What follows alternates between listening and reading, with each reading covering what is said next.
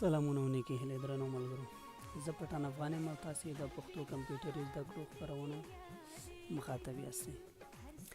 درنو ملګرو نن به په کورل را کې یو نوی اپشن باندې کار وکړو چې هغه د شیپ ټولز اپشن دی. موږ به نن په دې باندې کار وکړو چې څنګه کولی شو له هغه نه په سم شکل استفاده وکړو. راځو تر هر څه لومړی دلته یو شیپس رسمو. مثلا یو ډریګن موږ رسم که شپږ زولي رسمو.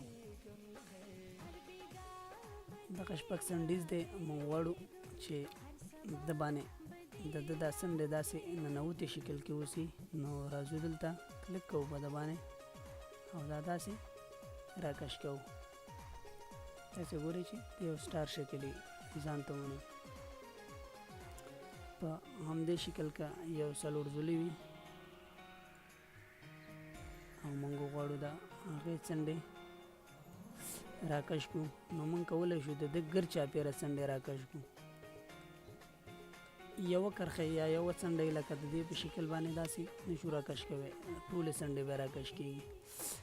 دوهمه خبره په دې کې دا ده چې که چېرته موږ په دې باندې شکل وکړو د ده دا څنډې چې موږ کله راکش کوو دا به یو بل ډیزاین له ځانه سره واخلي. او که چېرته دریم دغه یې وکړو نو د دې په شکل ډیزاین به ځان سره والي. تاسې ګورئ داسې یو ډیزاین به وکړي. خو که چېرته موږ د دې دا لاک مات کړو او یو طرف ته زاویه ورکړو دا اپشن واخلو نو په دې شکل به دا رامات شي. که چېرته موږ غواړو د ده دا یو څنډه له منځه یوسو نو ټول دغه به له منځه ځي. که ډیلیټ کړو نو د دې دپاره موږ باید کنټرول کیو یا کرب اپشن نه استفاده وکړو. کله مو چې شیپ کرف که کولی شئ تاسې له ده نه دا یو اړخ ډیلیټ کوئ، بل اړخ کې که تاسې اوس غواړئ دا کرف کوئ شیپ ټولز پې استفاده وکړئ یا کرف ټول استفاده وکړئ. کولی شئ دا دی په هر شکل چې ستاسې خوښوي په هماغه شکل باندې دا ځان دپاره برابر کړئ او د خپل ذوق مطابق استفاده ترې وکړئ.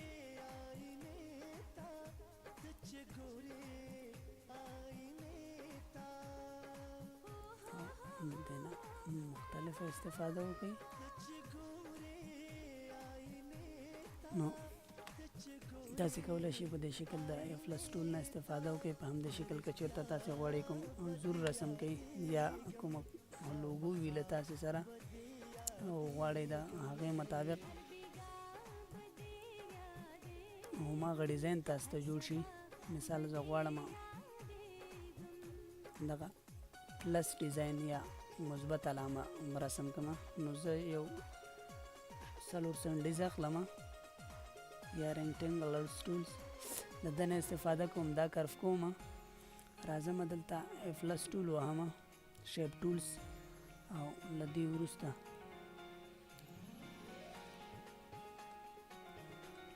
دلته ډبل کلیک کوم. د هغې وروسته راځم دا داسې راکش کوم دې ځای ته. له دې وروسته ټولې څنډې همداسې برابروم.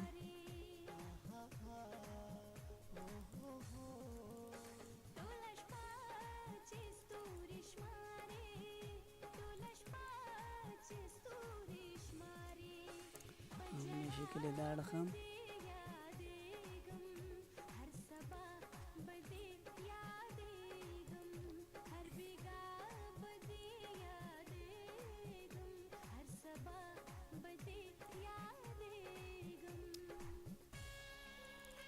راځو دې دوه نور اړخونو ته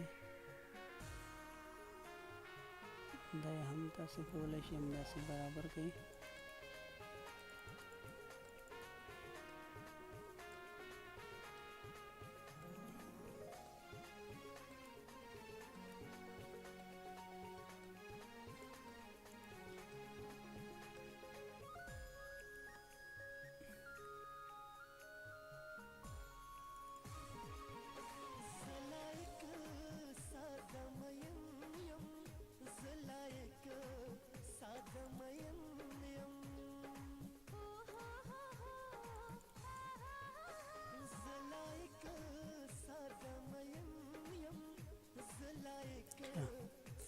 دا څنډې یو سپیس به راځم د دې هم یو سپیس به راځم یو سپیس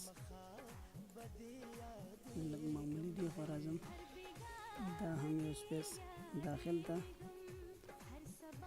ایروکي سره تاسو کولی شئ دا داسې بیک لاړ شئ یو ښکته هم راځم دنه هم نو په دې شکل موږ کولی شو یو شیپس د افلاس ټول په مرسته د بل شیپ کاپي وباسو او ځان ته یو ډیزاین د هغه جوړ کړو تر څو له سره موږ سره کورل فایل شي. درنو ملګرو دا اوس موږ د نن ورځې خپرونه تر هغې چې له یوې نوې خپرونې سره ستاسې په درانه حضور کې حاضرېږم په لوی الله تعالی مو سپارم. د خدای په امان.